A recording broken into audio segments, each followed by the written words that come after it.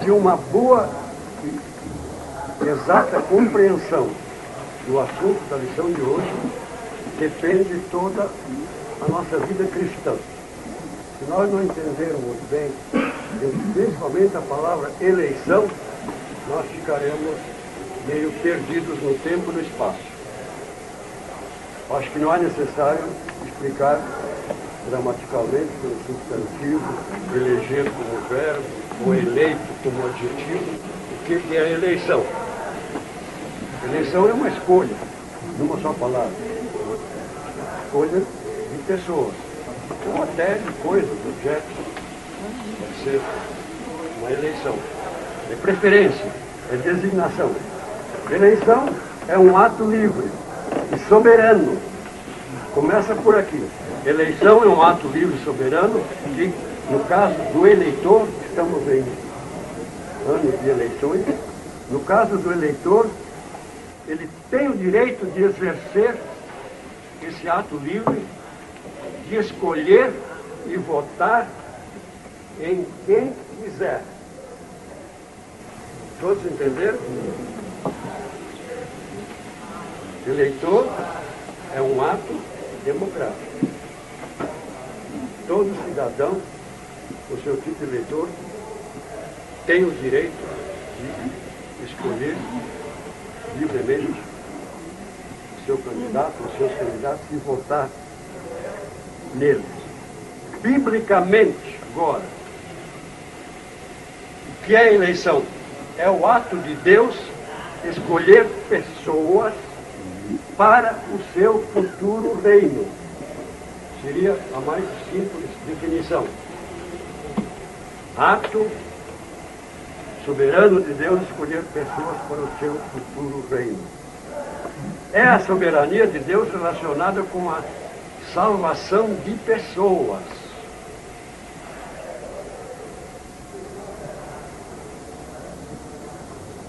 Não é necessário afirmar aqui, eu creio que todos vocês sabem. Eleição subentende escolha de um grupo pequeno ou de uma pessoa entre outras. Senão não é eleição. Se agora, nesse ano, o governo disser assim, vamos eleger todos os candidatos. Então não é eleição. Estão entendendo assim? Todos entendem que eleição é uma escolha de um entre diversos, ou uns entre muitos. Então começa por aqui. Quem não entender que Deus tem esse direito de fazer, vai ter dificuldades em entender o plano da salvação. A eleição é mal entendida, eu coloquei aqui no meu comentário. A eleição é mal entendida, pervertida, a eleição divina, abusada, a eleição é contrariada por muitos teólogos, como domingo passado eu ouvi aqui na igreja.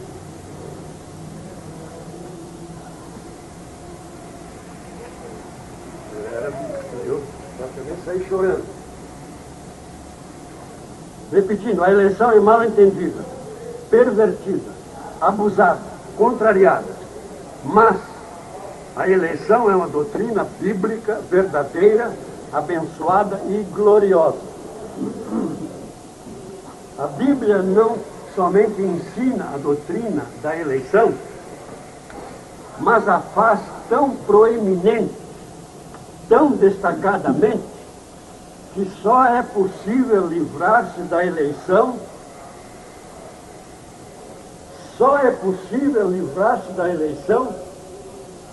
praticada por Deus, livrando-se de Deus e da Bíblia. Senão não é possível.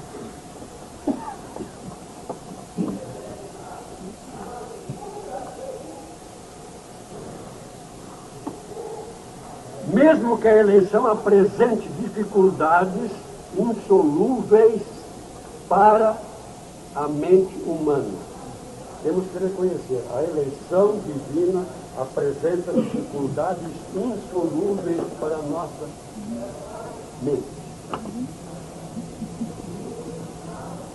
O fato da eleição divina não está limitado. Queria que todos agora saíssem entendendo esse assunto. Eu já expliquei, eu tenho aulas de eleição de 73 aqui em Curitiba, em outras cidades anteriores, de 73 para cá, 86, 87, tenho guardado aqui comigo na minha pasta. O assunto já foi explicado exaustivamente por quem assiste desde lá da Igreja Velha. São poucos que aqui estão. Muitos já partiram para o Senhor. Mesmo que a eleição apresente dificuldades, o fato da eleição não está limitado, meus irmãos, à escolha divina de alguns, dentre muitos, para a sua eterna glória. Escolha divina de alguns, dentre muitos.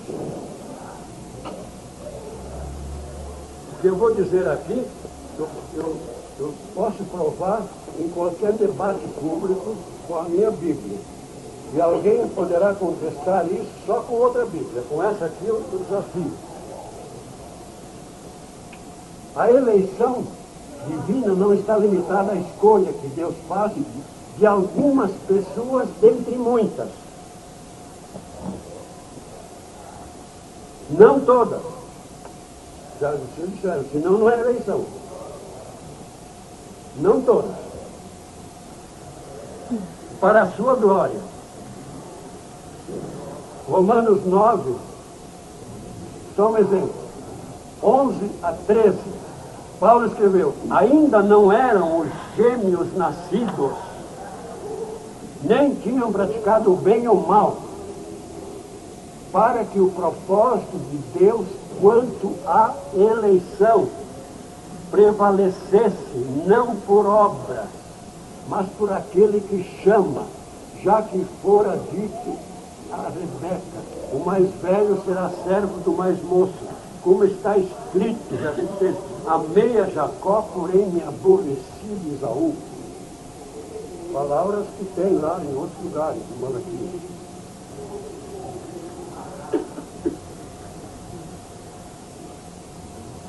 Não eram nascidos gêmeos, nem tinham praticado o bem ou o mal, para que Deus elegesse Jacó e não rejeitasse Esaú. Esse não haviam praticado o bem ou o mal não está restrito à presciência divina. Muitos teólogos conseguem chegar à presciência divina. Deus, no eterno passado, previu que Esaú ia ser pior que Jacó, porque ambos não prestavam. Essa é verdade. Se for por virtude humana, ninguém será salvo, ninguém será eleito por Deus. Mas não é pela presciência de Deus, se não cronologicamente, mas logicamente, o propósito, a determinação de Deus é anterior à sua própria presciência. O próprio Pedro conseguiu chegar na presciência de Deus, eleitos, diz ele na primeira carta, capítulo 1, versículo 2, que todos os salvos foram eleitos segundo a presciência de Deus. Mas Paulo viu alguma coisa mais para trás. Propósito e determinação de Deus. Deus não elegeu Jacó prevendo que ele ia ser menos ruim. É soberania de Deus. Já acabou. Não tem virtude humana. Mas, meus irmãos, a eleição, que é tão combatida, é observável em todo o universo. Não só no tocante a Deus escolher um para salvação e outro não.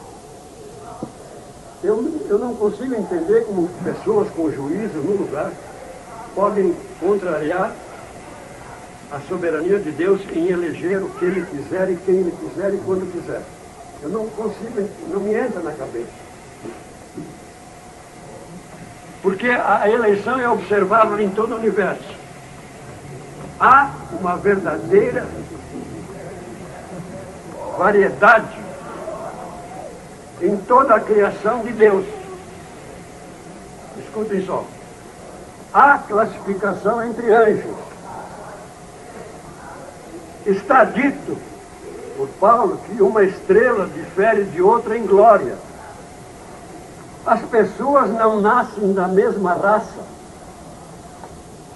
com as mesmas vantagens, nem com as mesmas capacidades naturais, ou nascem. Essas variações não podem ser explicadas com base apenas na eficácia de um suposto, eu vou usar essa palavra, suposto livre-arbítrio do homem. Para mim, livre-arbítrio do homem é algo suposto. Ninguém vem a provar que existe livre-arbítrio. Ninguém escolhe a raça que irá nascer. Ou escolhe. O sexo. Alguém de vocês aqui escolheu o sexo antes de nascer?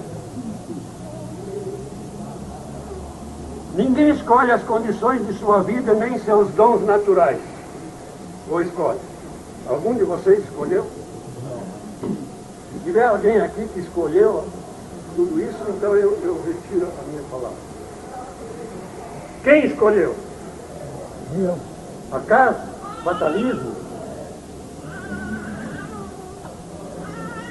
Quem não pode ver, teólogos com C maiúsculo já disseram, quem não sabe distinguir eleição de Deus, de fatalismo e de acaso, está necessitando comprar um bom dicionário.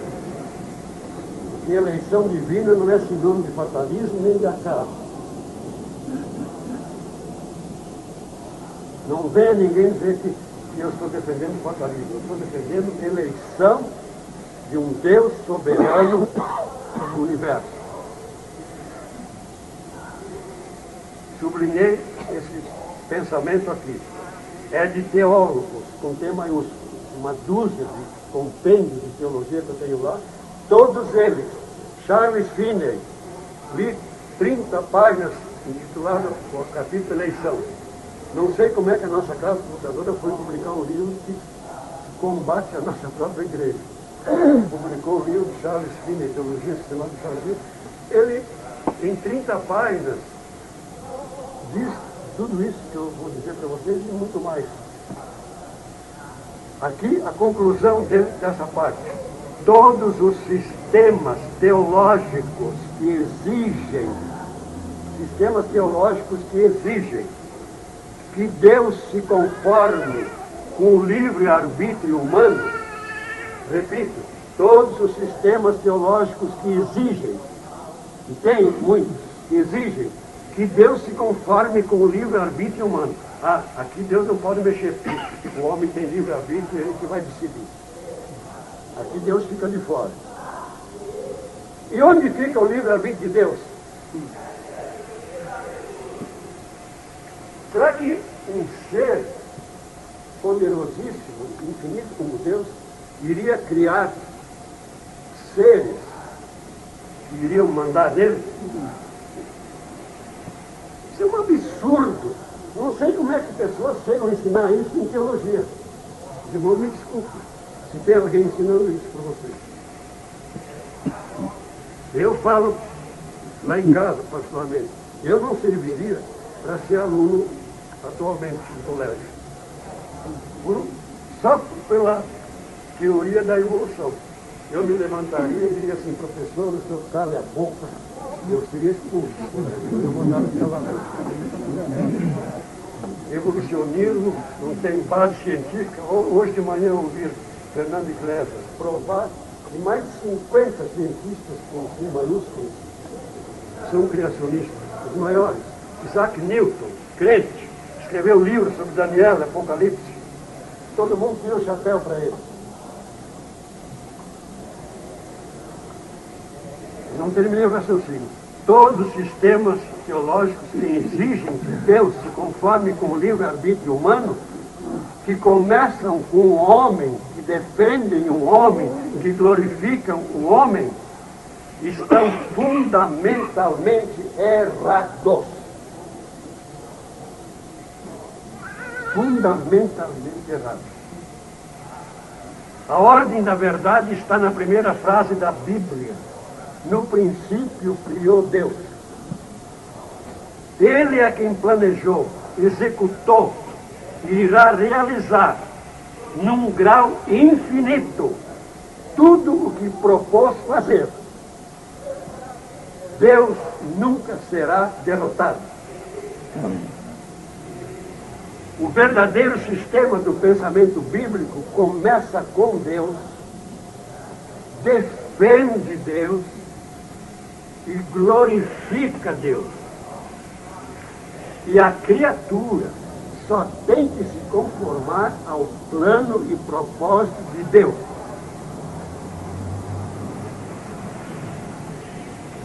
Isaías 46, 10, Deus, através do profeta, declarou: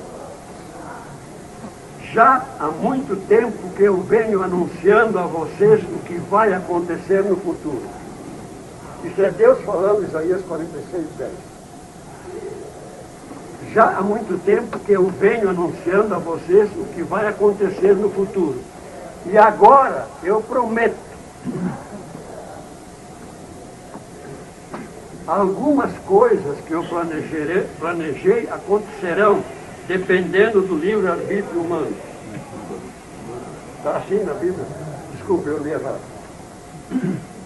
Agora eu prometo, tudo que eu planejei acontecerá.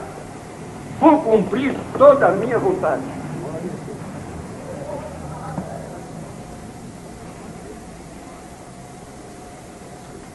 O primeiro e principal eleitor foi Deus. Primeiro eleitor de todo o universo foi Deus. Ele é o primeiro eleitor de toda a história. Foi Deus. Que num remotíssimo passado, sem data, que Paulo, em 2 Timóteo 1,9, concluiu que esse passado sem data, segundo a versão atualizada, Paulo disse assim, que ele nos salvou antes dos tempos eternos. Eu já perguntei aqui, ninguém me respondeu. E sabe me dizer que tempo é esse? Antes dos tempos eternos. Se algum de nós conseguir retroceder até a eternidade para trás, saiba que Paulo disse que foi antes.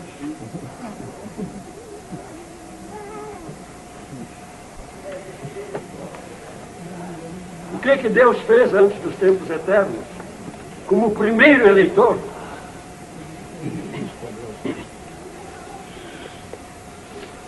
sozinho, vírgula, livre e soberanamente, vírgula, escolheu, votou e elegeu tudo que desejou e quis. Deus não foi influenciado pelo chamado voto de capricho de alguém ser influenciado, olha, eu voto no fulano, que ele é uma pessoa muito boa, muito honesta, diria eu, principalmente quando ele está dormindo. É honestíssimo.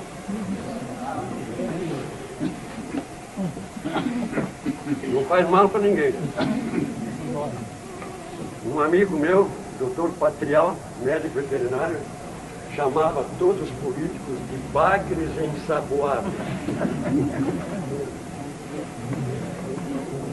Estão se arrastando essas CPIs aí por semanas e meses, que nunca vão terminar, porque ninguém vai conseguir segurar um bagre ensaboado, né? Ele vai escapar sempre, jogando pela cabeça como pela cauda.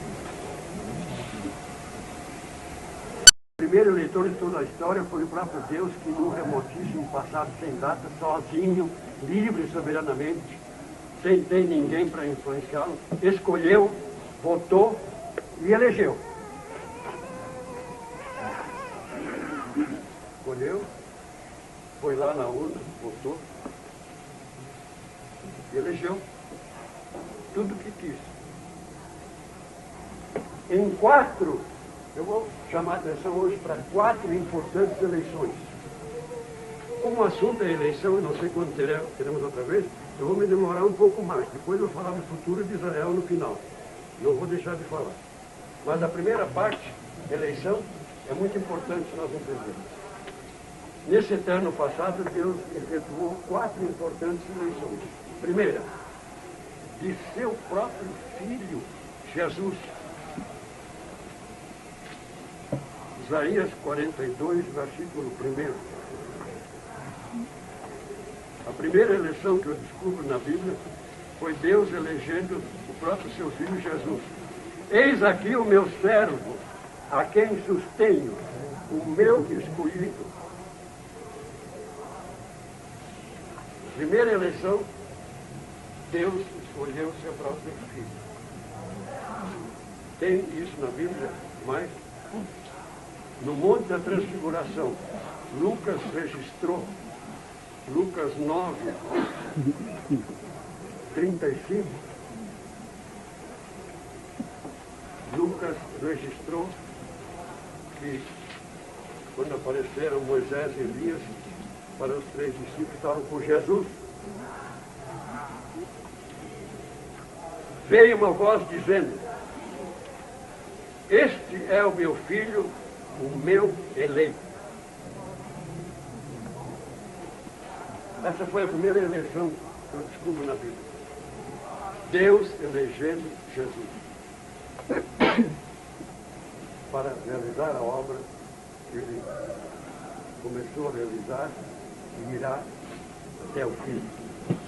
Ele está no 2º ministério de sacerdote. Na minha mensagem de Natal coloquei lá, Jesus veio como profeta, pregando, terminou o ministério de profeta em João 17, começou assim: Pai, é chegada a hora. Que hora? De tirar as vestes do profeta e vestir as de sacerdote. De ir com o seu próprio sangue tirar os nossos pecados. E com essas vestes de sacerdote ele está sentado diante do Pai, intercedendo por nós. Porque a função do sacerdote é interceder pelos pecadores. No catolicismo é assim: vão lá confessar o confessionário. Jesus está diante do Pai, intercede por nós. Mais breve, ele terá que ouvir do Pai segunda vez: meu filho, é chegada a hora de você tirar as vestes do sacerdote e vestir-as de juiz e de rei. Primeira eleição, Deus elegeu seu próprio Filho Jesus. Segunda, Deus elegeu anjos bons. Temos só uma referência, Paulo descobriu isso. 1 Timóteo 5, 21. Paulo fala, em 1 Timóteo 5, 21, de anjos eleitos. Porque 1/3 de anjos não foram eleitos. E por isso seguiram a Satanás na sua rebelião. E como não foram eleitos,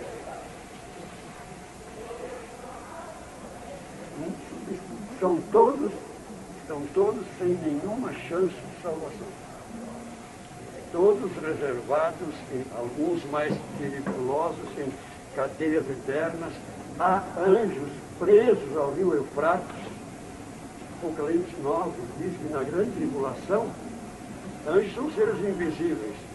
Por Apocalipse 9 sabemos que junto ao rio Eufrates há anjos acorrentados que serão soltos na grande tribulação.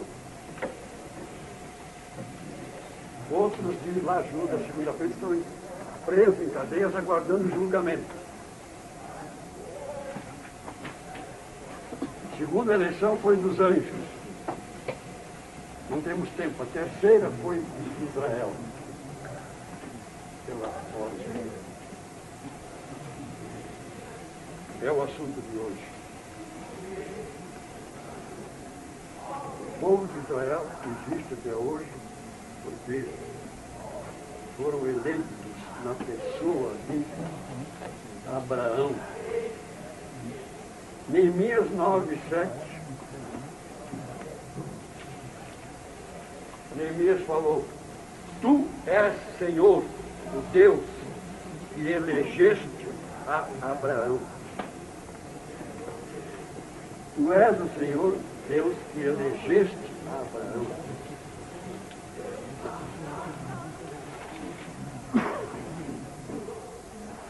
E seus descendentes, até hoje. Um versículo muito lindo, Isaías 41:8. Isaías 41:8. Mas tu, ó Israel, servo meu, tu, Jacó, a quem elegi?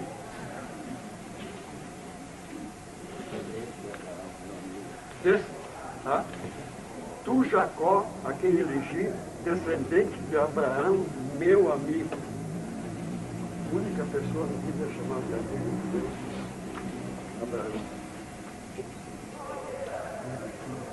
Atos 13:17.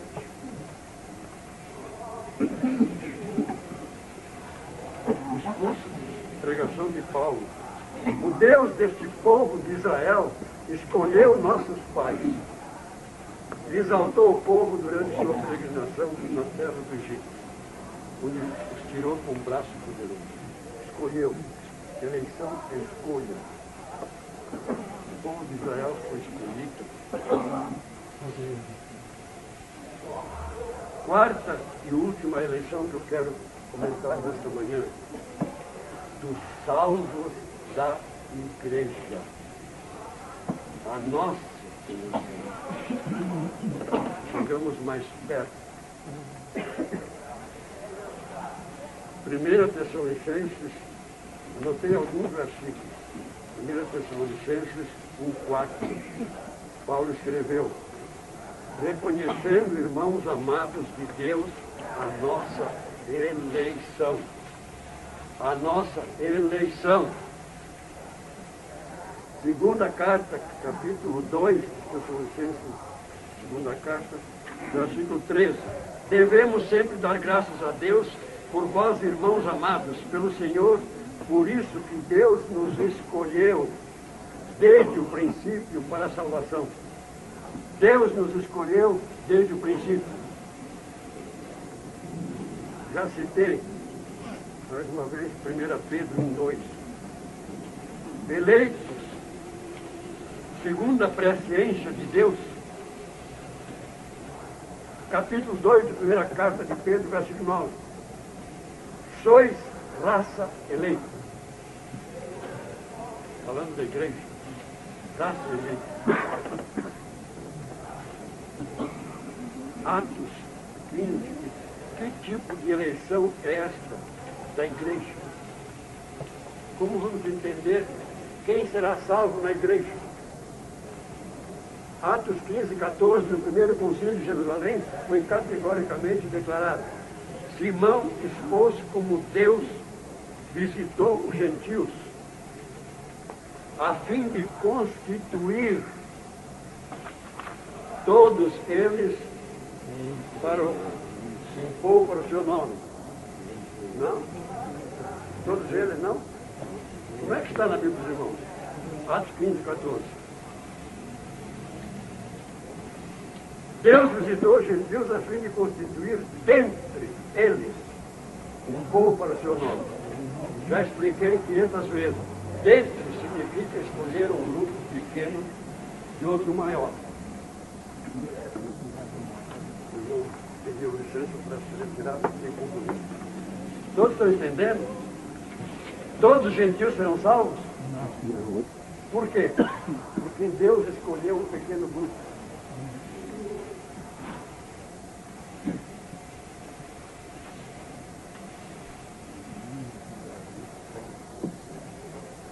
Por isso que eu fico chocado quando ouço o contrário.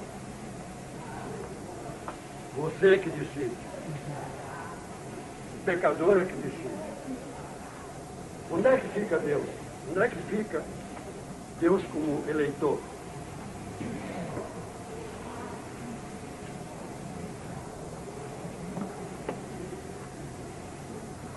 A conclusão sobre eleição, meus irmãos, aqui é claríssima. Escutem só, eu coloquei aqui conclusão. Ninguém é autor de sua própria eleição. Mesmo que politicamente o candidato a vereador, prefeito, deputado estadual, federal, senador, presidente da República, mesmo que o candidato vote nele mesmo. Diz que tem candidato que nem ele vota nele mesmo.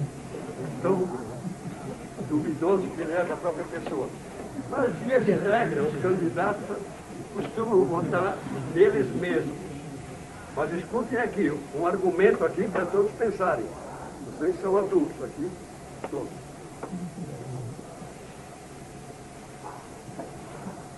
Eu cheguei a essa conclusão, se alguém quiser, pode me contestar. Se fosse o caso de um candidato a um cargo, seja lá qual for, aparecer no resultado da eleição só o voto dele.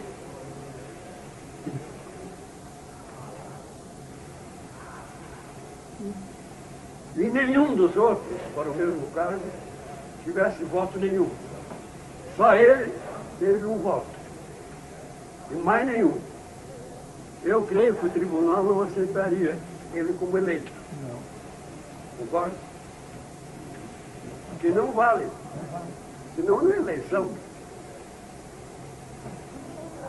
Aqui eu queria perguntar para os defensores sobre venha Cristo, aceita Cristo, é você que decide. Resolva entregar-se a Jesus aqui nesse culto. Se não é Deus que elege, se é o homem que elege, então eu jogo a minha Bíblia fora. Desafio todos os teólogos do mundo, porque os melhores do mundo eu tenho lá em casa, e todos eles são unânimes em dizer porque é bíblico. O que vai na frente, então, porque ele já está identificado. Presumo que seja óbvio, né? Quem vai na frente, que já está eleito por Deus. Deus, irmão, está dizendo ali uma conclusão bastante razoável, né? Quem vai, aceita o apelo que já foi eleito por Deus. Porque Deus escolheu todos que irão se salvar, como eu disse, naquele tempinho lá, antes dos tempos eternos. Interessante que quando Deus escolheu vocês para a salvação, e nós todos aqui, então nenhum de nós existíamos. Nenhum de nós existíamos. E nem que quiséssemos, não iríamos concordar com essa eleição, que nós nascemos trilhões de anos depois. Ninguém é autor de sua própria eleição. Nem é ético o candidato pedir que os eleitores votem nele também. Não é ético. Um candidato que se preza, eu sempre falo, nunca nem em pesadelo, quanto mais em sonho, sonhei em ser político, candidato a nada. Seria a última coisa na vida. Mas se eu, por um acidente, viesse a ser candidato, jamais eu iria pedir um voto. Ou a minha pessoa, a minha capacidade, a minha idade fosse suficiente, nem faria propaganda do meu nome. Ninguém é autor de sua própria eleição, nem é ético o candidato pedir que os eleitores votem nele. Logo, a verdadeira e correta eleição é aquela que permite aos eleitores escolherem e votarem livremente em quem quiserem. Concorda? João 15,16, Jesus declarou a seus discípulos: não fostes vós que me escolhestes. Não precisa dizer mais. Não fostes vós que me escolhestes. Como é que é o pecador que escolhe? Me provem isso. Como é que é o pecador que escolhe? Não fostes vós que me escolhestes. A mim, pelo contrário, eu os escolhi a vós. Uma eleição pode ser democrática, mesmo sendo unilateral. Unilateral por quê? Porque é só o eleitor que vota no candidato, sem influência do candidato em cima dele. Se alguém me provar que alguém foi salvo nesse mundo para a eternidade por decisão do seu livre-arbítrio, daí eu vou ter que aceitar que Deus se normou como Criador do universo ao livre-arbítrio de sua criatura.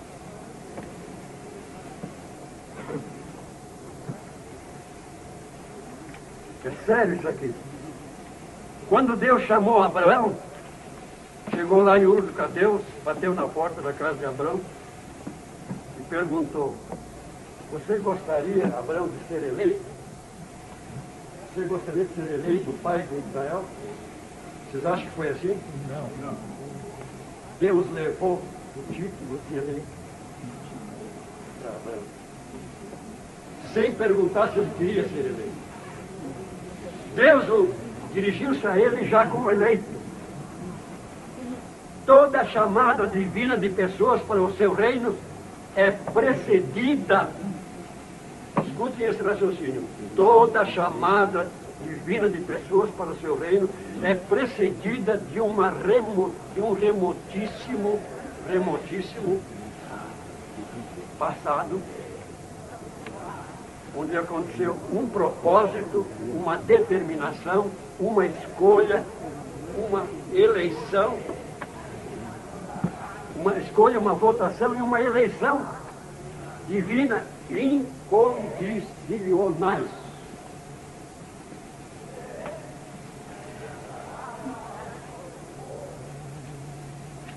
Felizmente, Antônio Gilberto me ajudou na tempo atrás. Disse: olha aí, se não fosse ele, eu pôr em dúvida. Quem era um cara para dizer verdade? Ninguém. Chamada de férias de convite. Quem esteve aqui naquela pessoa? Ele falou sobre louvor. Chamada de férias de convite. Por quê? O convite pode ser recusado. Chamada não. Tem isso na Bíblia? A ceia de Lucas 14. E de convidai todos. Quantos vieram? Ninguém. Porque era convite. Podem ler Lucas 14. Está lá, preto no branco. 15 a 24. Todos se escusaram, porque era convite. O que fez o pai de família? Não, agora você vai. Não vai convidar. Agora você vai chamar. Tem lá uma palavra muito forte. Agora você vai obrigá-lo.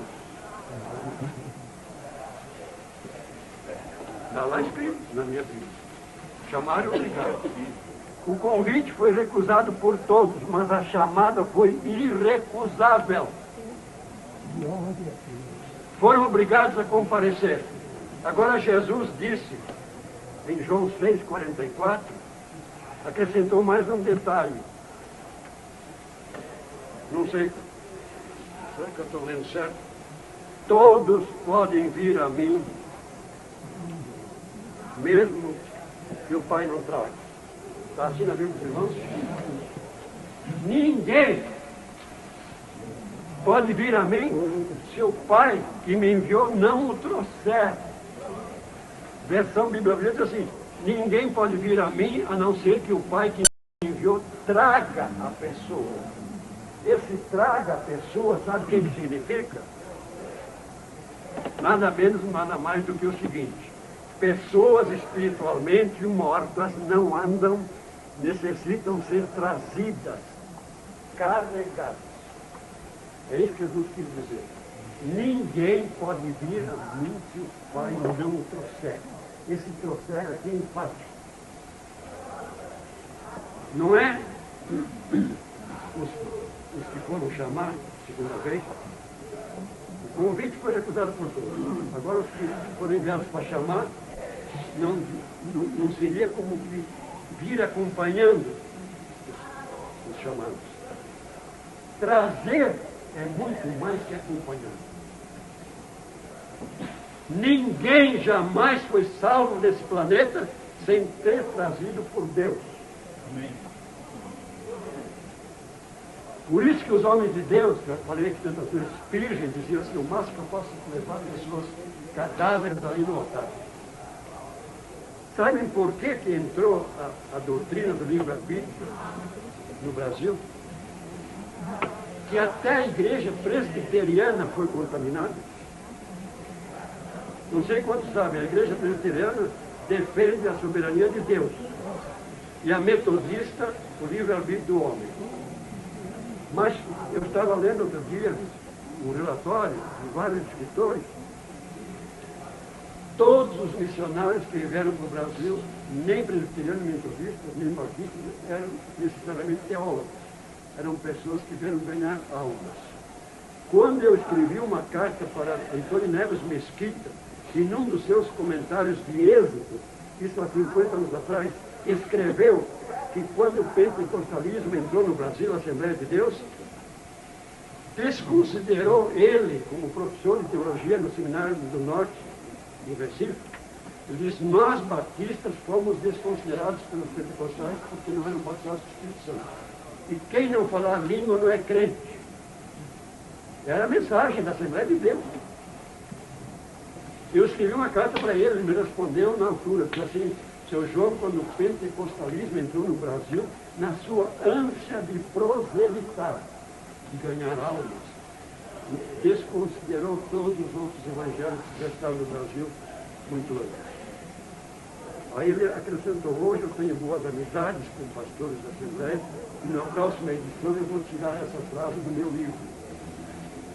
Mas explicando aqui, nem a igreja presbiteriana que defende a predestinação, a salvação soberana de Deus, não é mais 100%. Sabe por quê? Presbiteriano, teólogo, escreveu assim, nós presbiterianos somos defensores do calvinismo, da predestinação de Calvino, quando oramos. Mas no púlpito não. É o que escrevi no meu livro lá. Eu canso de ouvir de criança. Você é livre, você tem que exercer esse livre-arbítrio, você tem que buscar a salvação, venha, aceita, venha para frente. Aí o pregador, como tantas vezes já ouvi, insiste, sua camisa e não consegue levar ninguém para frente. Aí ele faz o seguinte, por favor, igreja, ore. Mas não é o pecador que decide. Quando o pecador não decide, ele tem que apelar para quem decide. Que negócio é esse? Fique até o fim, convidando. Se o pecador não decidir vir para frente, então não apele para Deus. Por favor, então, seja coerente. Então, diz o teólogo presbiteriano, nós, presbiterianos, somos defensores da soberania de Deus quando oramos. Todo mundo, quando ora, tem que aceitar o Pai Nosso. Seja feita a sua vontade, não é minha. Se tu quiser, eu estou orando há mais de 20 anos por todos os meus vizinhos, eu não vi nenhum se entregar para Jesus e não sei se entregarão, porque eu não sei se algum deles foi eleito para ser salvo. Mas como eu não sei, Deus não avisa, escutem só, a chamada do Evangelho para toda criatura que tantos defendem é um convite, todo mundo chama isso, convite do Evangelho, não é assim que se chama? É convite. E Estevão pregou, quantos se converteram para a pregação de Estevão em Atos 7? Quantos? Ninguém. Atos 7:51, ele declarou categoricamente: vocês sempre resistem ao Espírito Santo. Pregação como convite pode ser resistida por tudo e todos. Aí Paulo vai embora, ajudou a cuidar das vestes dos apedrejadores, mas daí ele é alvo de uma chamada. Casualmente estava em Damasco. Meu prefeito Saulo, você agora, aqui no caminho de Damasco, você agora não está sendo alvo de um convite da pregação do Evangelho a toda criatura e de pregar. Agora você está sendo chamado. Sabe por que Paulo foi chamado?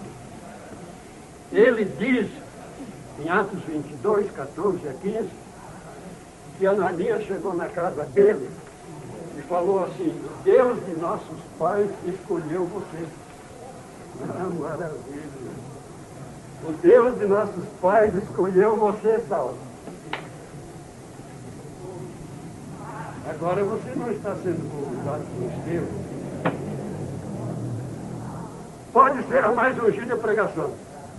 Sairão para frente para aceitar Jesus de verdade os que forem chamados. Se não tiver um auditório de 1.000 mais pessoas, nenhum chamado, não irá ninguém. E se forçar a barra, vai levar gente para frente. Por isso tem 40, 50 milhões de pessoas fora da igreja no Brasil. Igreja evangélica. Porque forçaram a barra e levaram pessoas para frente. Sem serem salvos. Meus irmãos, antes de um pecador ser estimulado a utilizar-se de seu suposto livre-arbítrio e por meio dele nunca desejar ser salvo, repito essa frase, antes de um pecador ser estimulado a utilizar de seu livre, suposto livre-arbítrio e por meio desse seu livre-arbítrio nunca desejar ser salvo, primeiro ele necessita ter sido previamente escolhido e eleito por Deus. Para somente depois ouvir sua chamada pessoal, irresistível, e daí ser agraciado com o desejo e a capacidade de deixar-se salvar. Aí Deus agracia as pessoas com desejo e capacidade, não de ser salvo, de deixar-se ser salvo. Ele não é autor da sua informação. Por isso que aqueles que colocam os pontos nos is, nos manuais de teologia, de 1, 2, 5, 10 volumes, já declararam há 500 anos atrás. A primeira parte de uma boa obra divina é desejá-la. A primeira parte do ser humano de uma obra divina, boa parte dele, é desejar. A segunda é a capacidade de realizá-la. O autor de ambas é Deus. Acabou-se o mérito dele. O autor de ambas é Deus. Alguém algum dia desejou ser salvo? Alguém algum dia alcançou capacidade de deixar-se ser salvo? Dê 100% de glória a Deus, por favor.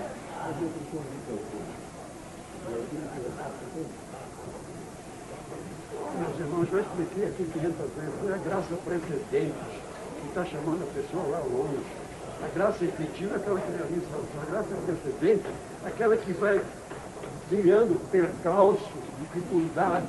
Deus pode colocar 1000 problemas na vida de uma pessoa para prepará-la, para colocá-la zero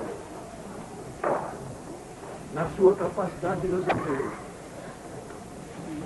Ana Vidal Schmidt fala de um diálogo que ela teve com uma pessoa que lutou na vida, resolvendo uma série de problemas que ela tinha, e aí arrematou para essa escritora Ana Vidal Schmidt: olha, como última solução, só me restou confiar em Deus.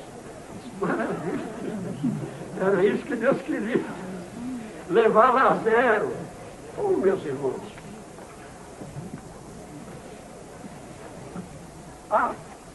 Pedro, pregou o Evangelho. Dia de Pentecostes. Atos 2:39 diz que a salvação é para todos. Vocês conhecem o texto, mas ninguém explica ele correto. Como é que diz Atos 2:39? Atos 2:39, ele continuou dizendo: para vós outros é a promessa para vossos filhos, para todos que eles estão longe, isto é, para quantos o Senhor nosso Deus chamar. Podem ler em Joel 2:32. Paulo citou Joel 2:32. Lá também está usada a palavra chamar. O que significa? Cláusula limitativa divina. Todos para viver, mas os que o Senhor chamar. Se ele não chamar, deu para entender?